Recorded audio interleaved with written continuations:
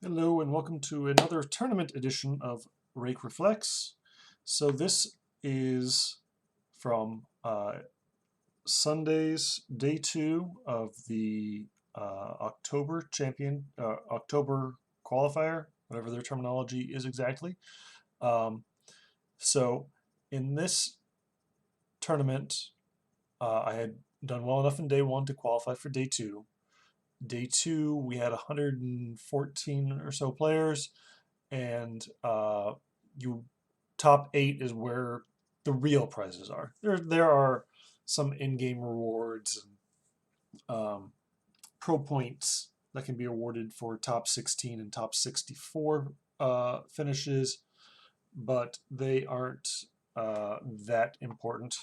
Not to me. I have functional infinite fairy dust, and I've already achieved silver status, and getting to gold status is basically impossible, I believe.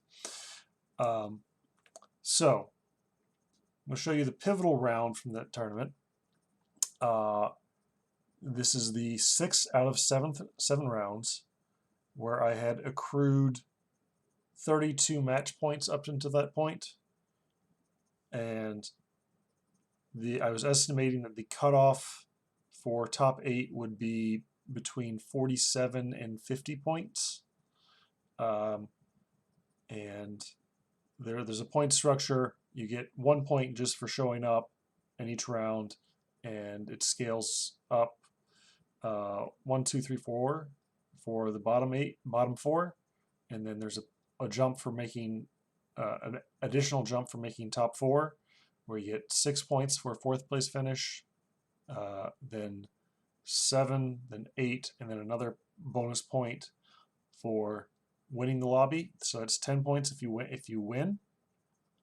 So with 2 rounds to go, I'm estimating that I'm going to need basically like a first and a second. Maybe 2 second places could get me there, but I wouldn't count on it. So that's a quick tournament explainer, and let's go ahead and get into the games.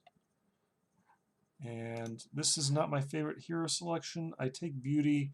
Morgan Le Fay's about the same. I think Beauty's a touch above.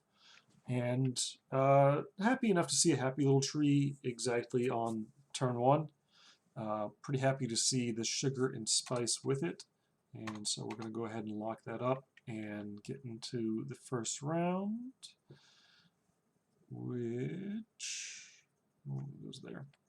And here we're definitely going to play sugar and spice on the hero that's scaling naturally, and I feel like the dragon's just going to give us the best chance to win in the short term there. So we'll go ahead and get into combat, and easy win on this one. And here we're definitely going to take the pair, and Cinderella's my favorite. I never pass her. It's possible. Nah, I was thinking maybe we could have cycled out the chicken and locked the magic research, but that's really not worth it going into turn 3.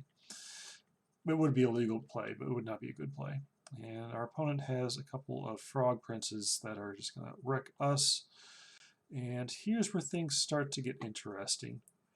So I make this slightly greedy play here of taking the Brave Princess. I think the conservative play here would be to take the Queen of Hearts. Is just going to be fantastic for us at this stage of the game regardless.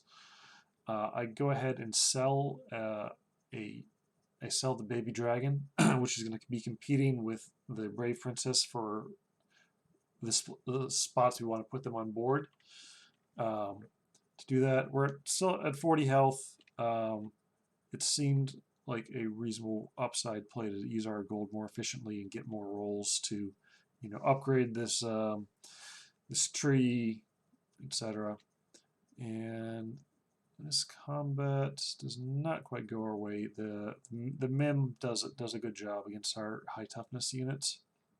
And here we're happy to take this Evil Witch, which is supporting all our good units, and we'll take a roll.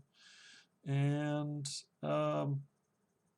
yeah, the Labyrinth Minotaur, just like getting these high health. I'm still addicted to magic terminology. These high health trees in the front make us very strongly want to get additional attack. The Brave Princess also loves to have extra attack, etc. Thought about locking here for the Darkwood Creeper, which could, in theory, be pumping up our root happy little trees significantly. But that really only works against weaker opponents. Here, late in the tournament, it's not going to do it. And speaking of not going to do it, this Brave Princess does not do her job exactly. But we get enough size out of this Queen of Hearts to win that round. And not seeing anything in these shops to upgrade it. Really looking for like an extra support unit.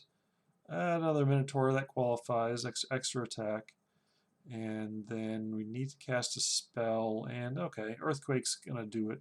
That should give us a very good shot of slaying with this Brave Princess at least, so that we'll be able to get that going.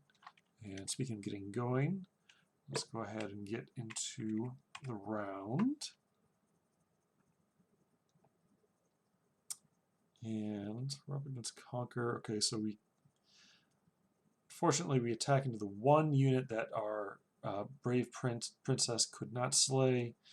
Win the round anyway, so can't complain too much, except always complaining. Second Queen of Hearts, very strong. And here we see two Fairy Godmother. So we got the kind of Fairy Godmother and Queen of Hearts combo, I assume. And it's time to give up on Brave Princess 4.0. She still needs 2 slays to go. We can use the gold, so we'll take the gold. And then just a matter of adjusting. A little awkward. You know, obviously you want the Evil Witch in the back, but you can just make an argument for putting it in the front to get more, or not to put that in the front, but we just want more death to occur with our Fairy Godmother in play to give extra health to these Queen of Hearts, which should be quite strong at the end, except they're not strong enough, as our opponent has a strong back line. That big, the large. Okay, let's just go ahead and upgrade this. You know what happened, and these treasures just don't do anything for us. We could try and get the Boiling Beaker going, but I kind of just want more gold for this turn, so we can keep rolling. Get this, and seeing this quest, Noble Steed is fantastic. We're about to get the Cinderella to pop, and we'll put more stats on that. And these treasures were not ideal. Getting even extra health on the baby root that's already huge is not ideal. So yeah, we're kind of in an awkward spot. We really want to be able to upgrade ideally both the Queen of Hearts and the Fairy Godmother, then and get some animals that just keep dying multiple times to give our puffs going. Made the somewhat dubious decision to split my Queen of Hearts so that they wouldn't both be taken out by a fireball if one were cast. Don't know that it was needed here. And so this Lancelot gets big, and it gets big enough to kill us. But so it goes. I think I should have thought about getting, because we need some frontline characters. We've kind of got too many backline characters. I should have thought about taking the monster book, which is fine. Here, with our Queen of Hearts and Fairy Godmother, this cast call is going to be fantastic. So we go ahead and cast that. And not seeing anything else that can really give us much of an upgrade. Could try and do a Nutcracker, but that's ambitious. And now I said we needed frontline units. Well, okay, we got a Medusa. We can definitely get a Medusa and put that in slot 1, which is not taking the best advantage of the helm buff, the plus 10 health, but it it'll do something, and then actually like just neutering one of our opponent's creatures should work out for us. We get a very lucky attack. You can see our opponent has 35-43 happy little tree, and Medusa just swipes right into that, which is clearly the deciding factor in this game. If Medusa had attacked anywhere else, we would have probably lost this game. Although I forgot about these, the cat's call there. Okay, and we get a ghost fight. So we just hit level 5. So let's get something cooking here, right? Thought about grabbing the happy shoulder fairies, but we just don't have enough. Getting another high health unit doesn't seem ideal. We're really just like begging for attack. So I pass on that, and okay, Sparkle will get us some attack. We don't take it there. And these treasures are garbage.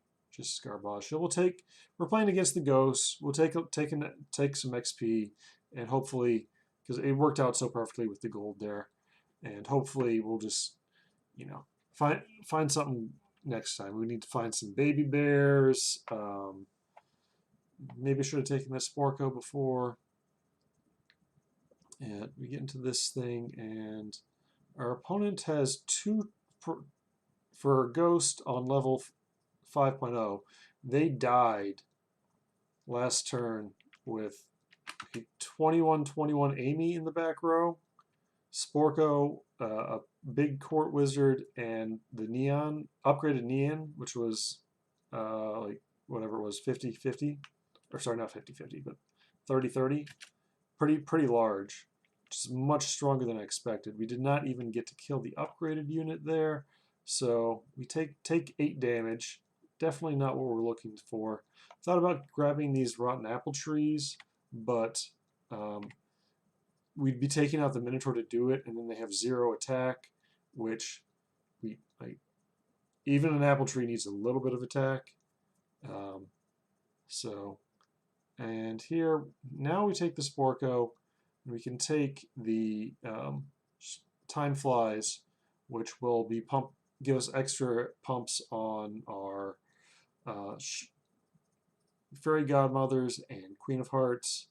And here, we're going to get to level 6 next turn, and so what did our opponent, what was our last information on the opponent here? Bring this up. It's 6 turns old, nothing too spectacular. We see they had an upgraded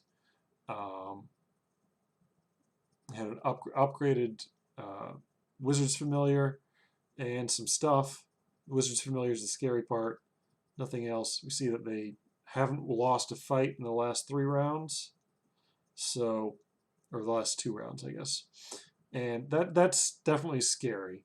It's scary enough that I go ahead and sell 2 units to cast this lightning bolt, and which is not what you want to do going to level 6. You'd like to keep your gold together so you can you can roll a little bit and still be able to buy that pumpkin or that good boy or whatever. But I'm just trying to play conservative enough to get to the next level. Our board isn't great. It seems fine for turn 5.1-ish, but our opponent is going off with a great Slay comp, and we are smoted. Them attacking directly into our they just had a very strong board, which in tournament you expect to see that. So we were actually 0% to win that, which is unfortunate. The unredacted version of my tournament results is I ended up in 18th place. I won the final round to get have a fairly respectable finish, 18th out of 114 or so. Not humiliating, but not especially on this, when you get to like day 2 of the tournament, you're looking to just spike some result that's not, certainly not for me anyway, exactly sustainable.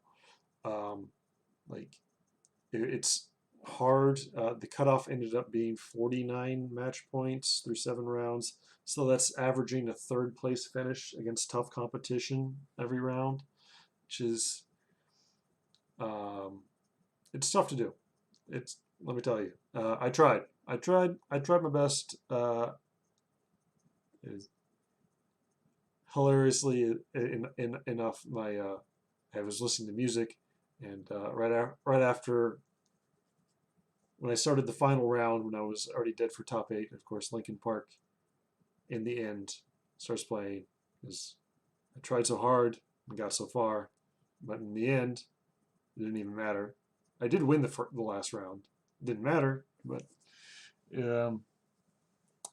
anyway. Thanks for watching. Subscribe for more. And until next time, may all your shops be gorgeous and your hits be surgical.